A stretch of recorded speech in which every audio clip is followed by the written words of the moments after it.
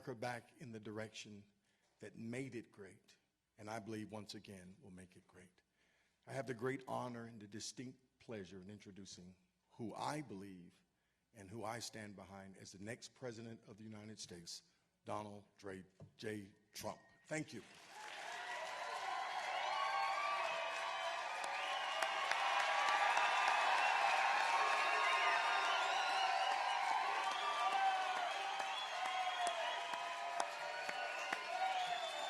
Thank you. Thank you. Beautiful. Wow.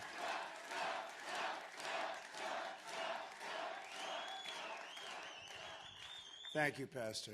A great, great honor. And it's great to be here in Charlotte to discuss an issue that means so much to me.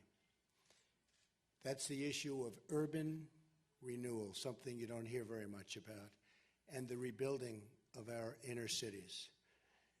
Today, I want to talk about how to grow the African-American middle class and to provide a new deal for Black America. That deal is grounded in 3 promises: safe communities, great education, and high-paying jobs. My vision rests on a principle that has defined this campaign right from the beginning, and you've seen where we've come from and where we are right now. It's called America First. Every African-American citizen in this country is entitled to a government that puts their jobs, wages, and security first. I'm asking today for the honor of your vote and the privilege to represent you as your president.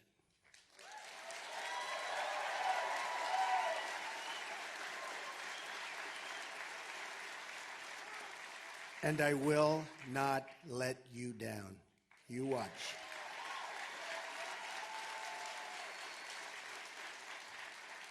Here is the promise I make to you.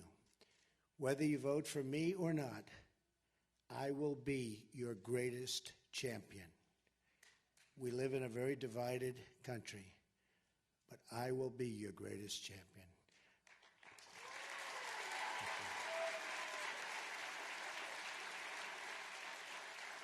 I have no special interest. I take no orders from donors or lobbyists. I put a lot of money into this campaign. Believe me, I'll be in for over $100 million. That's a lot. I work for you, and I work only for you.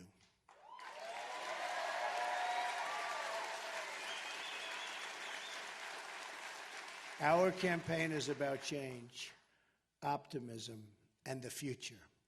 I'm asking people to break from the bitter failures of the past and to imagine the amazing possibilities for our future and our future together.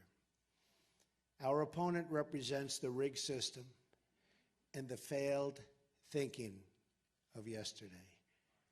Hillary Clinton's campaign offers only the depressing pessimism that says this is as good as it gets and it's never going to get better. She's been doing this for 30 years, and for 30 years it's only gotten worse. American politics is caught in a time loop.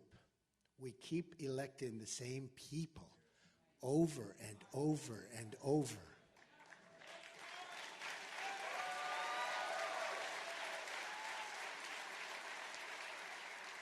And they keep coming back to the African American community and the Hispanic community, and they keep talking about what they're going to do, and they don't do it, and then 4 years later, you see them again. It's enough.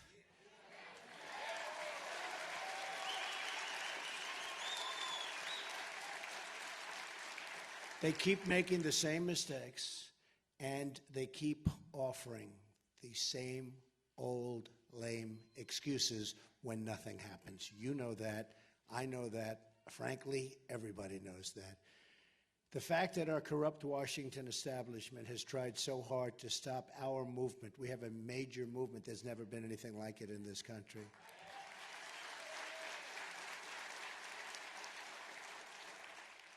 and this is so important to me, what I'm saying today, I wanted a small group of very, very powerful, influential people from the African American community, and that's what I wanted to do. Enough with the rallies of 25 and 30,000 people. This was very important to me.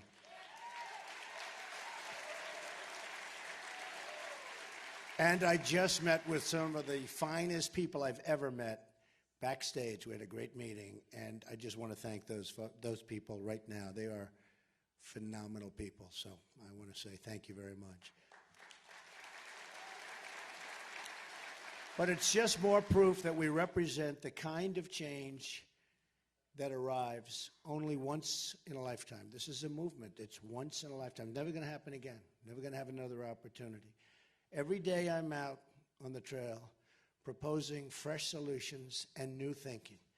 And every day, the same people getting rich off our broken system tell us that we can't change and that we can't try anything new because it's not good for them. I have a message for all of the doubters in Washington. America's future belongs to the dreamers, not the cynics and not the critics.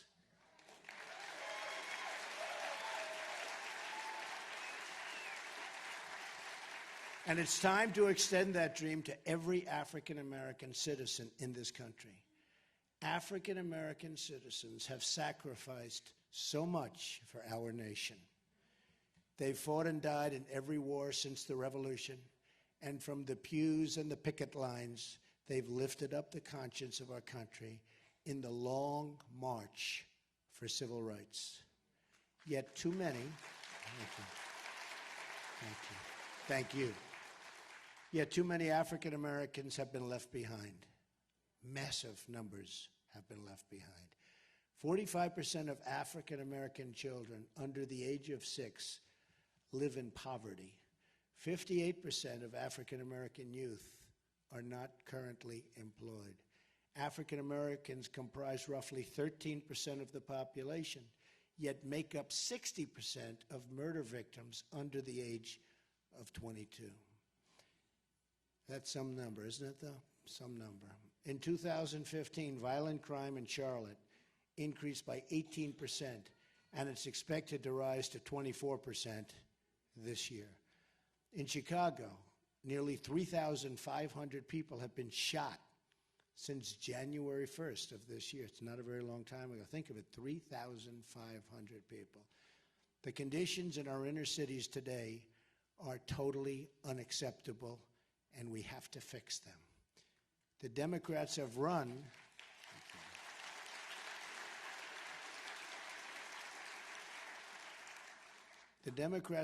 our inner cities for 50, 60, 70 years or more, uninterrupted. They've run the school boards, the city councils, the mayor's office, and the congressional seats. Their policies have failed, and they failed miserably. They've trapped children in failing government schools and opposed school choice at every single turn. The Clintons gave us NAFTA, one of the worst economic deals in the history of any country. It's taken our jobs, it's taken our companies, it's taken everything, so much out of our country. And China's entry into the World Trade Organization, two deals that truly deindustrialized America, uprooted our industry and stripped bare towns like Detroit and Baltimore and the inner cities of North Carolina, where we are really focusing. And by the way, you see the new polls coming out where we're really doing well, which is okay. Doing well. Thank you. We're going to win North Carolina, I'll tell you. We're going to win Florida. Actually, we're going to win Florida, too. We're going to win Ohio, and we're going to win Iowa. Yeah, we're winning a lot of states. You're getting a little word back there, I'll tell you. The media, they're saying, what's going on over here? You have to see in Florida, they have lines that are 4 blocks long trying to get into the polling booths. They've never seen that before. And same thing in many other states that have started. This state has lost nearly half of its manufacturing jobs since Bill and Hillary's NAFTA. Think of it, half. Decimating, by the way, and they have been decimating the African American community and the African American middle class, decimated. These jobs went to Mexico and other places. Politicians. Democratic policies have also given rise to crippling crime and total violence. Then there's the issue of taxation and regulation. Massive taxes, massive regulation of small business, and radical restrictions on American energy have driven jobs and opportunities out of our inner cities and in many cases out of our country. Hillary wants to raise taxes very, very substantially on everybody and on business, and especially on small business as high as 45%, which will only drive more jobs out of your community, out of our country, and into other countries. One of the greatest betrayals has been the issue of immigration. Illegal immigration violates the civil rights of African Americans. That's what's been happening.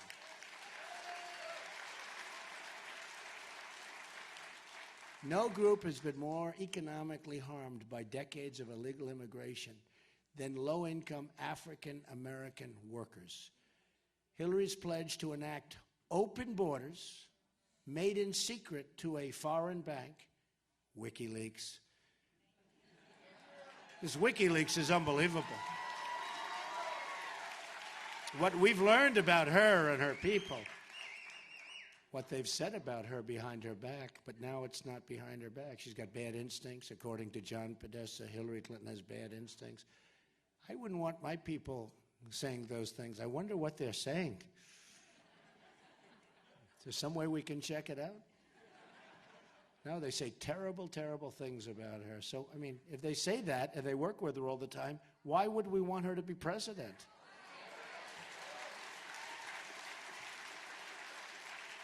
At the center of my revitalization plan is the issue of trade. Massive chronic trade deficits have emptied out our jobs. Just look at what's happened to Baltimore, Detroit, Pittsburgh, Cleveland, and right here in North Carolina. You know that for a fact.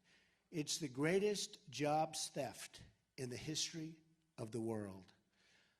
If I'm president and the executives at Ford Motor Company announce they're moving their plants and jobs to Mexico, I will pick up the phone and make a very, very simple call. I don't know if it's presidential, but I'd rather do it myself. And who cares? Who cares?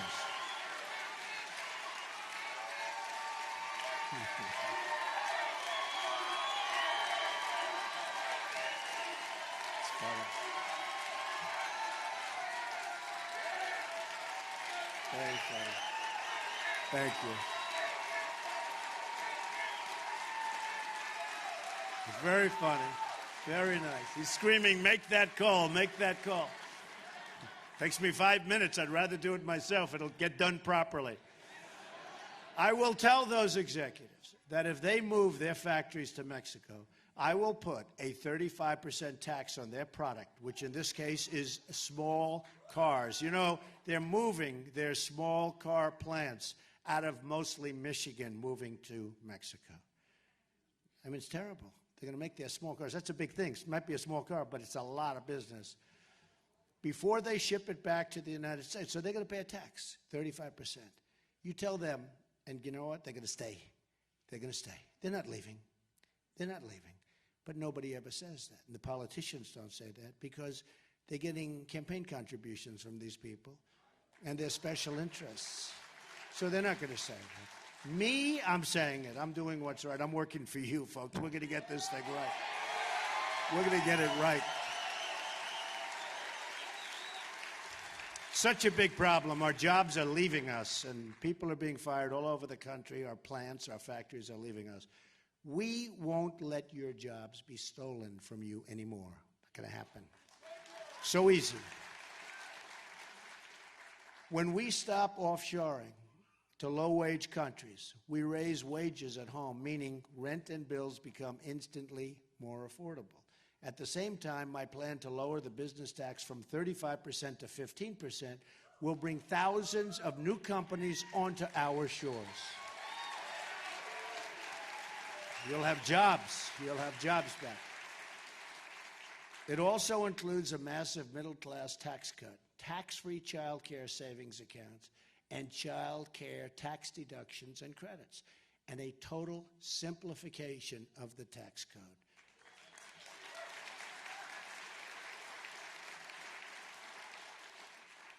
I will also propose tax holidays for inner-city investment, a new tax incentive to get foreign companies to relocate in blighted American neighborhoods, and they will do that. It will be worthwhile. It's called incentive. They will do it. I will further empower cities and states to seek a federal disaster designation for blighted communities in order to initiate the rebuilding of vital infrastructure, the demolition of abandoned properties, and the increased presence of law enforcement so we have safety in our community. We need that. We need that. The safety is so bad. Some of our inner cities are more dangerous than some of the war zones that we're reading about and seeing about every night. We have to stop that. I will also pursue financial reforms to make it easier for young African Americans to get credit to pursue their dreams in business and create jobs in their communities. It's going to be beautiful. Such talent. There's such a potential talent out there. It's so incredible, and it's totally being wasted by politicians that maybe don't want to see it happen. Dodd-Frank has been a disaster, making it harder for small businesses to get the credit they need. You folks know that. The policies of the Clintons brought us the financial recession through lifting Glass-Steagall, pushing subprime lending, and blocking reforms to Fannie and Freddie. Two friendly names, but they're not so friendly. It's time for a 21st century Glass-Steagall, and as part of that, a priority on helping African American businesses get the credit they need. We will also encourage small business creation by allowing social welfare workers to convert poverty assistance into repayable but forgivable microloans. Very simple, but something so good. Then there's the issue of public safety. Making our community safe again will be a priority for the Trump administration. Safe.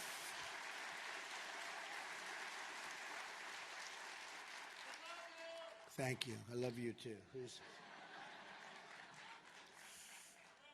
No, I mean, so many people. I mean, you walk to the store to buy a loaf of bread, maybe with your child, and you get shot. Or your child gets shot. Got to stop it. No good. No good. We need safety. I have heard and have listened to the concerns raised by African American citizens about our justice system, and I promise that under a Trump administration, the law will be applied fairly, equally, and without prejudice. There will be no prejudice.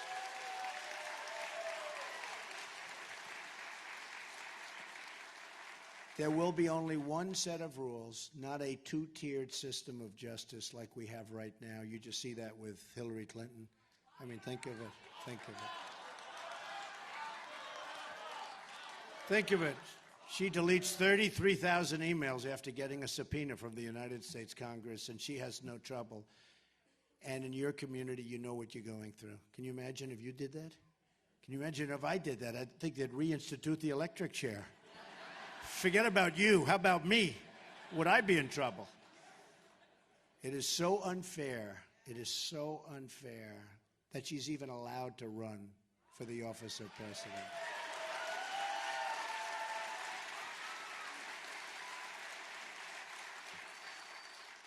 And then you probably read $675,000 went to the wife of the head of the FBI who was in charge of the investigation to her campaign.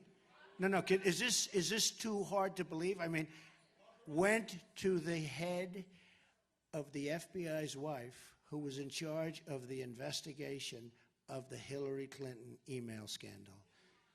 And then you wonder, gee, I wonder why she got off. That is a serious, horrible thing. Look, it's a horrible thing. It's not even believable. I have people, great lawyers, they can't even believe what's happening. The best evidence of unequal justice is that Hillary Clinton could violate so many laws, bleach and delete her 33,000 emails, and especially after the subpoena from Congress, lie to Congress, lie to the FBI, put her national security at grave risk. I mean, our national security was put at unbelievable risk with what she was doing, and not even face so much as a minor fine. Now think of it. A major general, a man 4-star general, that's about the top.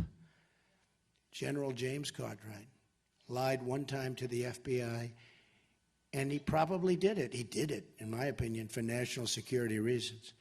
And he may go to jail for a 5-year sentence. Think of it. 5 years. He may go to jail for 5 years. One time to the FBI. She lied, looks like hundreds of times. Hundreds. Hey, how about you couldn't remember 39 times? Well, each one of those 39 was a lie, right?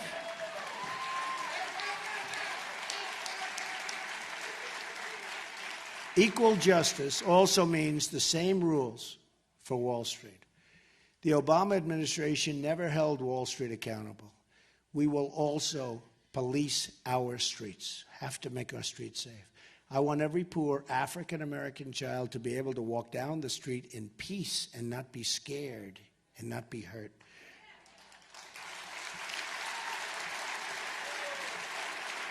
The problem is not the presence of police, but the absence of police. We need really a great group of people to keep you safe, to keep us all safe, to keep us all safe. You know, the murder rate in the United States, I don't know if you know this, because the press never talks about it, is the highest it's been, think of this, in 45 years. Nobody knows that.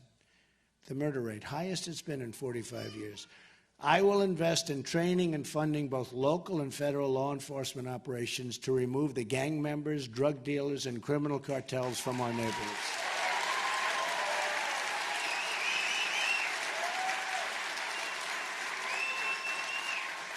The reduction of crime is not merely a goal, it's a necessity for all of us.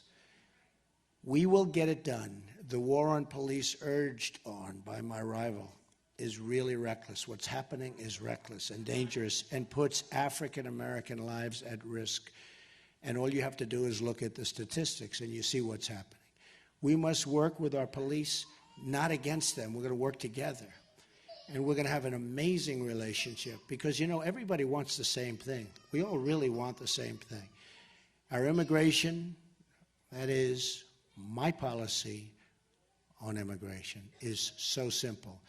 We will restore the civil rights of African Americans, Hispanic Americans, and all Americans by ending illegal immigration. And yes, we will build the wall. We will build the wall.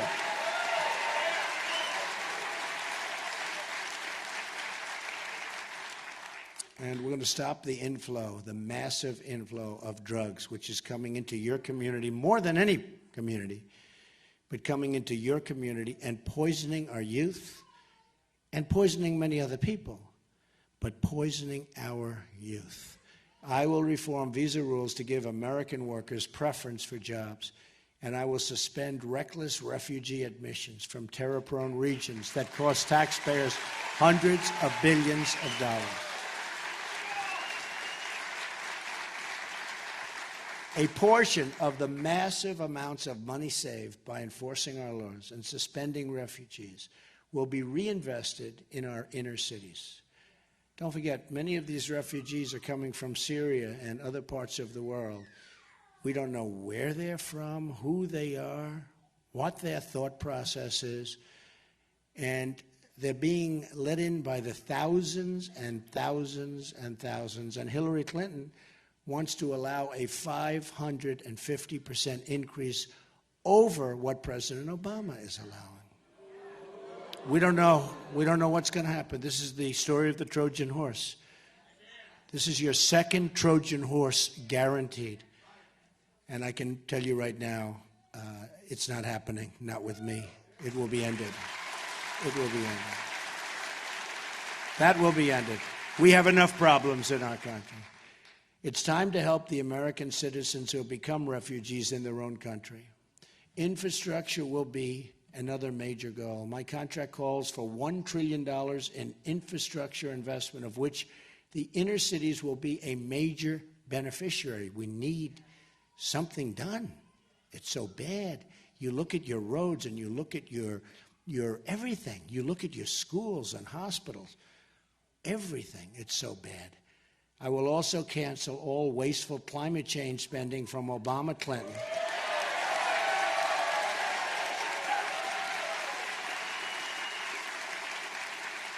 We're giving billions and billions of dollars away. We have no idea for what, and others aren't doing so much. Believe me, they are laughing. I'll tell you, that's what they're doing. They're laughing at us, including all global warming payments to the United Nations. Billions of dollars. But listen to this. These steps will save $100 billion over 8 years, and this money will be used to help rebuild the vital infrastructure, including water systems, in America's inner cities. You see Flint, Michigan, what's happened there. But it's horrible. I was there, and it is unbelievable, horrible, incompetent politicians doing the wrong thing. School choice is at the center of my plan. Such a great thing.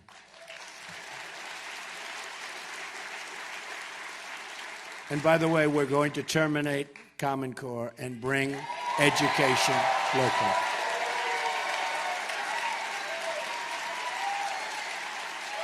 So important.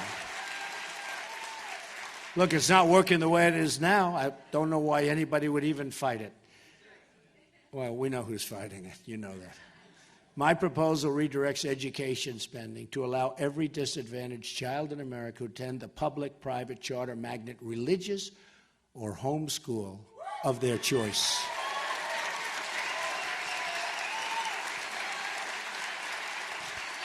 School choice is the great civil rights issue of our time, and I will be the nation's biggest cheerleader for school choice in all 50 states. What a difference it will make.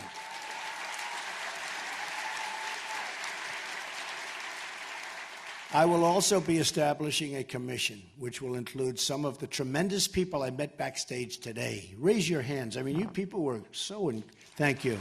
So great. Some great ideas. To tackle the school-to-prison pipeline and to shut that pipeline down and to create, so important, and to create a new pathway that leads from a great education instead to a great job. That's what we want. It is. It's school to prison. My plan will also ensure funding for historical black colleges and universities, more affordable 2- and 4-year college, and support for trade and vocational education. You know, I've gone to school with many people, some totally brilliant at one thing, but not at all brilliant at others. But we all know this. We've had students that sat next to us in class, and they were terrible students, but they were phenomenal at fixing a car engine. They were phenomenal at fixing a television set. They can take it apart blindfolded. And I can't do that. And you can't do that. But they were phenomenal at fixing things. We don't do that anymore. Remember, we used to have this great vocational education? They were talented. They were great. They were horrible students, and they were great. They can take a motor, they can take an engine apart blindfolded. And we have to bring that back. And that's what they love doing. That's what they love doing. And they'll do fantastically with it. Yeah.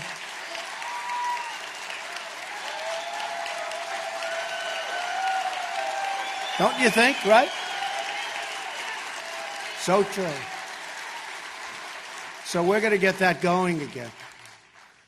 Finally, today, my agenda includes the protection of religious liberty.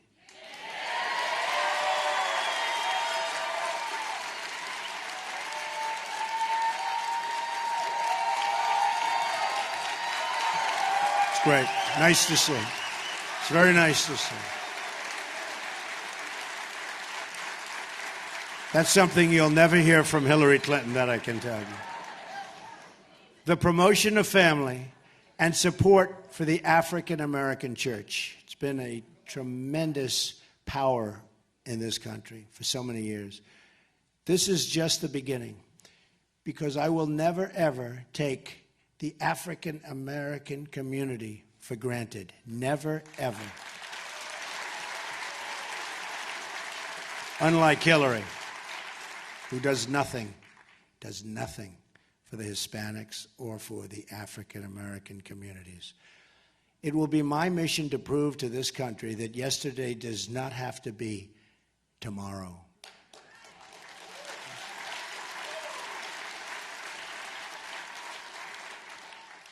The vicious cycle of poverty can be broken, and great new things can happen for all of our people. Great new things can happen.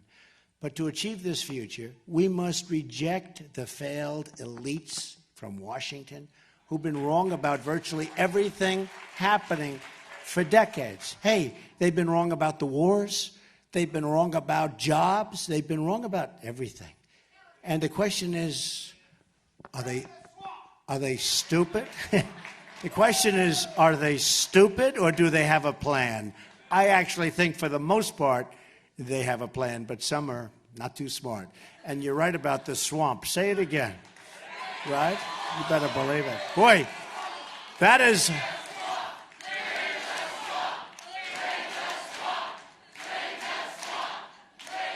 That is a... You know, I said that about a week ago. And I didn't like it that much. Didn't sound that great. And the whole world picked it up. So it shows you what I know. It's crazy. Drain the swamp. We're going to drain the swamp of Washington. We're going to have fun doing it. We're all doing it together. It is funny.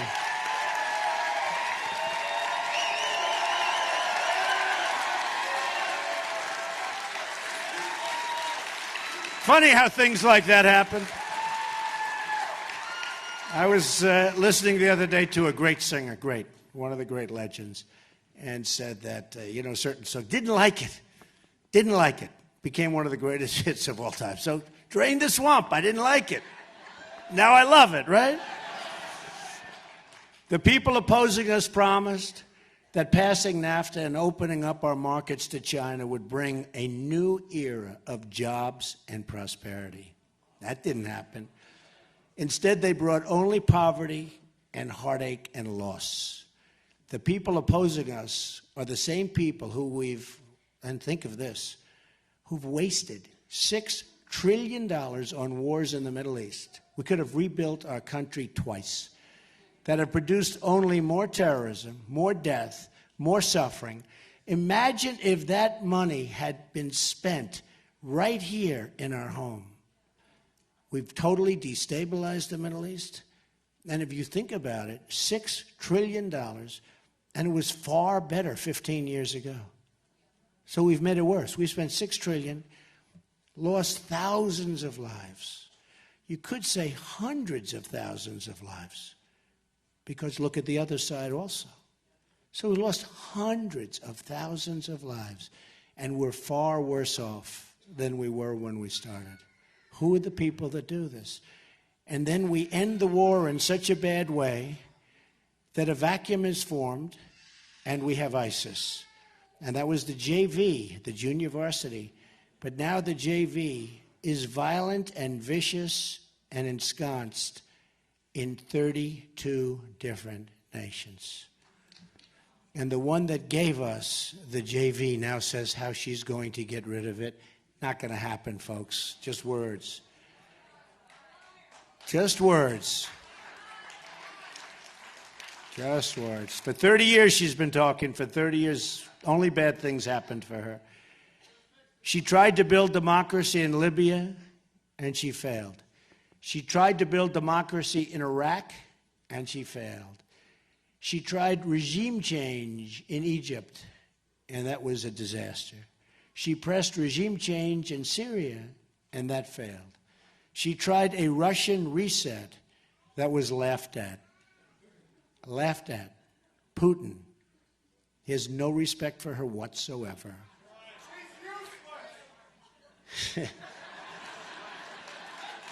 See, I'm not allowed to say it, but I'll accept it.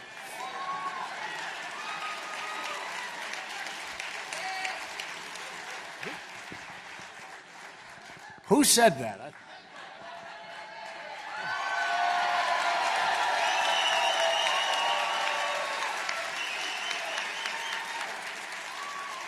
A Star is Born. Now, if I said that, I'd be in big trouble.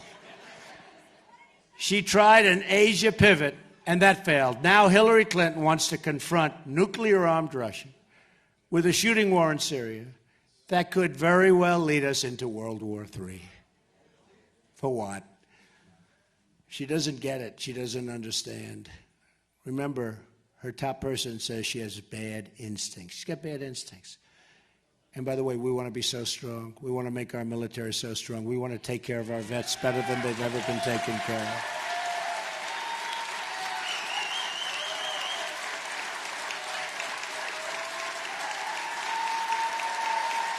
Peace through strength. Peace through strength. We have no choice. These are very vicious times. This is not a time to have a depleted military. We're not going to have that. We have the greatest people in the world in the military. We're not going to have that, but we are going to take care of our vets also. Finally, our opponents passed a health care law, embraced by Hillary Clinton, over the furious objections of the American voter. And most politicians, I mean, they didn't want it, other than he lied and lied.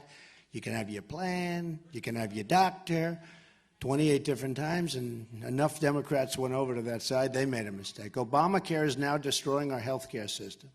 Premiums are skyrocketing double digits and are surging by more than 100%. And think of it, in the great state of Arizona, I love Arizona, it's going up 118%. Oh, but don't worry, you're going to catch that too very soon. Doctors are quitting, insurers are leaving, and companies are fleeing. Every prediction they made about this law was a lie, and I said it was going to be no good before it was ever passed. If we don't repeal and replace Obamacare, we will lose our health care system forever. We have to get rid of it. It's a disaster. It's too expensive, it doesn't work, and you get no coverage. The deductible is so high that you'll essentially never use it. Now is the time to embrace a new direction. I've been very lucky, and I've led a great life. Now I want to give back to the country which I love and which has been so good to me.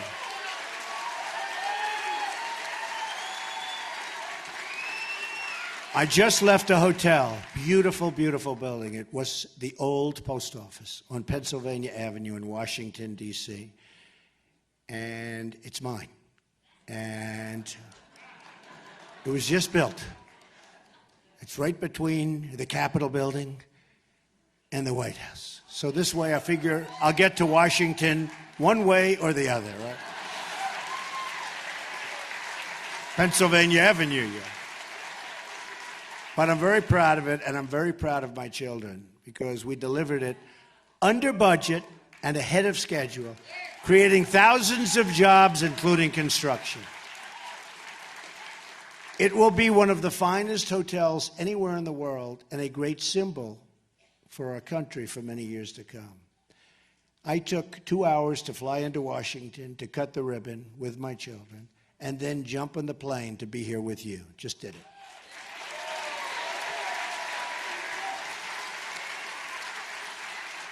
I wanted to be there for my children who worked so hard on the hotel. They worked so hard, in particular Ivanka in this case. And I always feel this. I feel this so strongly. Parents must stick and encourage and support their children.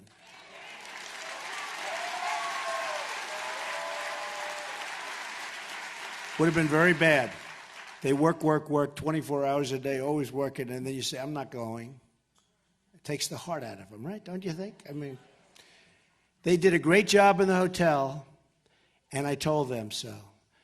And Hillary said, Donald Trump took time off the campaign. Can you believe it? Here's a woman who goes home and she goes to sleep all the time. Think of it. She's got no energy whatsoever. Everyone's talking about the fact that I'll do 7, 8, 9 stops. I'll make 3 or 4 major speeches. Like, for instance, right after this, we have thousands and thousands of people in North Carolina coming to another one. Last night, 25,000 people. I got home at 1 o'clock in the morning. Here's a woman. She makes a speech for 15 minutes. She goes home, goes to bed. Honestly, she has less energy than Jeb Bush. I admit it. I admit it.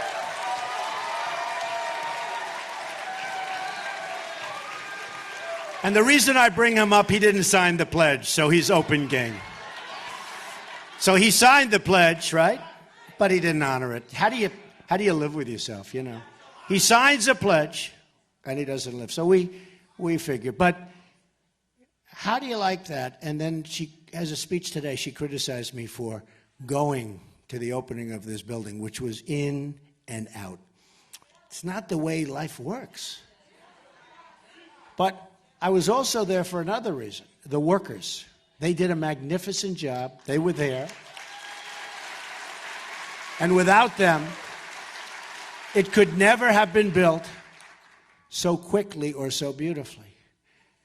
The rebuilding we did at the old post office is the rebuilding I want to do for our country. We're going to rebuild our country.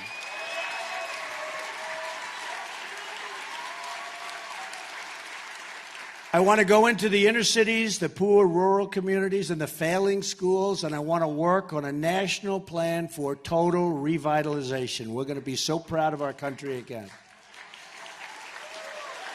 I'm tired of the excuses from our lame politicians. I'm tired of being told that it can't be done. I'm tired of people asking Americans to defer their dreams for another day, but they really mean for many decades. Enough waiting. The time is now. There is nothing we cannot accomplish. There is no task or project too great. There is no dream outside of our reach. Everywhere I go in this country, all I see is untapped potential waiting to be set free. And maybe the greatest of that potential is in the African American communities. There's so much potential. But we will never realize that potential if we continue putting our faith in a broken political system that has let us down time and time again. We have to choose the more optimistic path. We have to choose to believe not in our politicians, not in these people that got us there, but to believe in ourselves and the future of our country. If we do that, anything is possible. So I'm asking America to join me in dreaming big and bold things for our future. Let's close the history books on the failures in Washington, and let's open a new chapter of success and prosperity for everyone, especially now, especially for our African American communities. And that's going to happen. I am very humbled beyond words to be the nominee of the party of Abraham Lincoln. A lot of people don't know that. It's the party of Abraham Lincoln. And it is my highest and greatest hope that the Republican Party can be the home in the future and forevermore for African Americans and the African American vote, because I will produce and I will get others to produce, and we know for a fact it doesn't work with the Democrats, and it certainly isn't going to work with Hillary.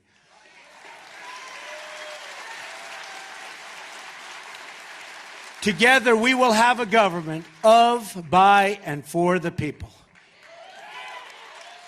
And we will make America great again for all Americans. Thank you very much, and God bless you, everybody. Great honor to be here. Thank you. God bless you. What an honor. Thank you. Thank you very much. Thank you.